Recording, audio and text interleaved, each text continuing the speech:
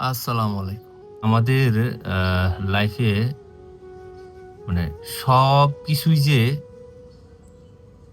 আমাদের ভালো কিছু নিয়ে আসবে তা না। ধরেন হচ্ছে সেটা খাবার হোক, মানুষ হোক বা সেটা টাকা-পয়সা হোক, প্রপার্টি হোক, যেকোনো জিনিস যে আমাদের জন্য যে মঙ্গলজনক আমরা অনেক সময় বলি না যে, "আল্লাহ আমাকে কেন এটা দেয় না, এটা দেয় না। ইমুকরে দিছি, উমুকরে দিছি কিন্তু আমারে কেন দেয় নাই?" তো কেন দেয় নাই এটার উদাহরণ আমি আপনাদেরকে একটা জ্বলন্ত উদাহরণ দেখাবো। সেটা দেখানোর আগে জাস্ট এটাই বলব যে আল্লাহ হয়তোবা ওই টাইমে ওই জিনিসটা না দেওয়ার পিছনে অনেক বড় একটা কারণ থাকে। হয়তোবা আমরা ওই সময় বুঝি না বা জানি না কেন এটা আল্লাহ দেয় না।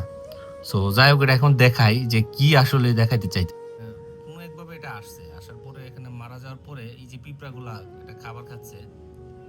খাওয়ার পরে এটারে খাওয়ার পরে অনেক সবগুলা মারা যাচ্ছে। দেখেন একটাও জীবিত নেই। সব মারা যাচ্ছে। আস্তে, আস্তে সব মারা যাচ্ছে। তারপরও এর ভিতরে আবার একটা দল বারবার এদিকে আসতেছে যে খাওয়ার জন্য।